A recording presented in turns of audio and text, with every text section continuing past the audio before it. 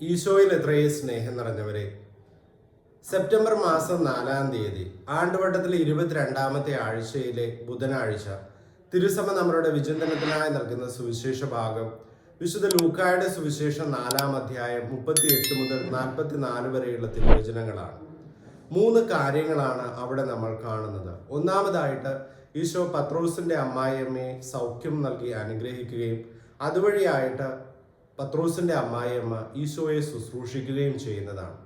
ചിലപ്പോൾ നമ്മളുടെയൊക്കെ ജീവിതത്തിലേക്ക് രോഗങ്ങൾ കടന്നു വരാം. പക്ഷേ ദൈവികമായ ഇടപെടൽ മൂലം നമ്മളുടെ ജീവിതത്തിൽ രോഗസൗഖ്യം ലഭിച്ചാൽ തീർച്ചയായിട്ടും തുടർന്നുള്ള ജീവിതത്തിൽ ദൈവ ശുശ്രൂഷയ്ക്ക് പ്രമുഖമായ സ്ഥാനം നമ്മൾ കൊടുക്കണം. ദൈവത്തിൻ്റെ പ്രത്യേകമായ കരുണയാൽ നമുക്ക് ലഭിച്ച രോഗസൗഖ്യത്താൽ പിന്നീട് ദൈവത്തിന് വേണ്ടിയിട്ട് നമ്മളുടെ സമയവും അതോടൊപ്പം തന്നെ ആരോഗ്യവും മാറ്റിവെക്കുവാനായിട്ടുള്ള സന്നദ്ധത തീർച്ചയായിട്ടും നമ്മൾ കാണിക്കേണ്ടിയിരിക്കുന്നു. രണ്ടാമതായിട്ട് ഈശോ പിശാചുകളെ പുറത്താക്കുമ്പോൾ ഈശോ ദൈവപുത്രനാണെന്ന് അവർ വിളിച്ചു പറയുവാനായിട്ട് ആഗ്രഹിക്കുന്നുണ്ട്. പക്ഷെ ഈശോയാകട്ടെ അത് അനുവദിക്കുന്നില്ല.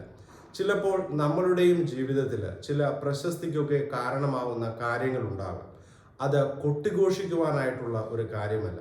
ഈശോയ്ക്ക് അവിടെ പത്രോസിന്റെ അമ്മായിയമ്മയും അതോടൊപ്പം ഈശോയുടെ അടുക്കിലേക്ക് വന്നവർക്കൊക്കെ ഈശോ രോഗസൗഖ്യം കൊടുക്കുന്നുണ്ട്.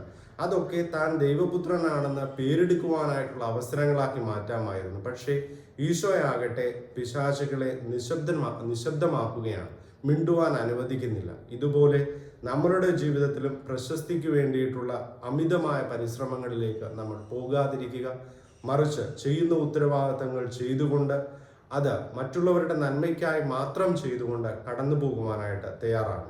പിന്നീട് ഈശോ ഇവിടെ തന്നെ ആയിരിക്കുന്നില്ല. ഈശോ മറ്റിടങ്ങളിലേക്കും പോവുകയാണ്. ഇവിടെ പേരും പ്രശസ്തിയും ഒക്കെ ലഭിച്ചു കഴിയുമ്പോൾ അവിടെ മാത്രമായിരിക്കുവാനായിട്ടുള്ളൊരു പ്രലോഭനമുണ്ട്. പക്ഷെ അവിടെ ആയിരിക്കുകയല്ല, മറിച്ച് മറ്റു പട്ടണങ്ങളിലും ദൈവരാജ്യത്തിൻ്റെ സുവിശേഷം അറിയിക്കണമെന്നുള്ള ചിന്തയോടെ ഈശോ കടന്നു പോകുന്നു. ചില ഇടങ്ങളിലേക്കൊക്കെ നമ്മളും തളക്കപ്പെട്ടേക്കാം, അങ്ങനെയുള്ള പ്രലോഭനങ്ങൾ ഉണ്ടാകാം. പക്ഷേ അവിടെ ആയിരിക്കുകയില്ല.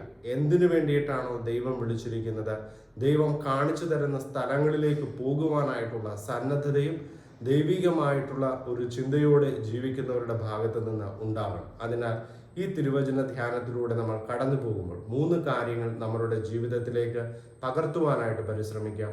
1, രോഗസൗഖ്യങ്ങൾ ദൈവികമായ ഇടപെടൽ മൂലം ലഭിക്കുമ്പോൾ പിന്നീടുള്ള ജീവിതത്തിൽ ദൈവത്തിനായിട്ട് സമയവും സമ്പത്തും ആരോഗ്യവുമൊക്കെ മാറ്റിവെക്കുവാനായിട്ട് തയ്യാറാകണം. രണ്ടാമതായിട്ട് പ്രശസ്തി ലഭിക്കുമ്പോൾ പ്രശസ്തിക്ക് വേണ്ടിയിട്ടുള്ള ദാഹത്താലല്ല, മറിച്ച് അത് അറിയാതെ അല്ലെങ്കിൽ നന്മ മാത്രം ചെയ്ത് മുന്നോട്ട് പോകുവാനായിട്ടുള്ളൊരു സന്നദ്ധത നമ്മളുടെ ഭാഗത്തു നിന്നുണ്ടാകണം. മൂന്നാമതായിട്ട് ഒരിടത്ത് കുടുങ്ങിപ്പോകരുത്. പേരും പ്രശസ്തിയും ഒക്കെ കടന്നു വരുമ്പോൾ ഒരിടത്ത് കുടുങ്ങിപ്പോകാതെ മറ്റിടങ്ങളിലേക്കും പോയി ദൈവത്തിൻ്റെ സന്ദേശം അറിയിക്കുവാനായിട്ടുള്ള സന്നദ്ധതയും നമ്മുടെ ഭാഗത്തു നിന്നുണ്ടാകണം. ഈ 3 കാര്യങ്ങളും ദൈവം നമുക്ക് നൽകട്ടെ. ആമേൻ.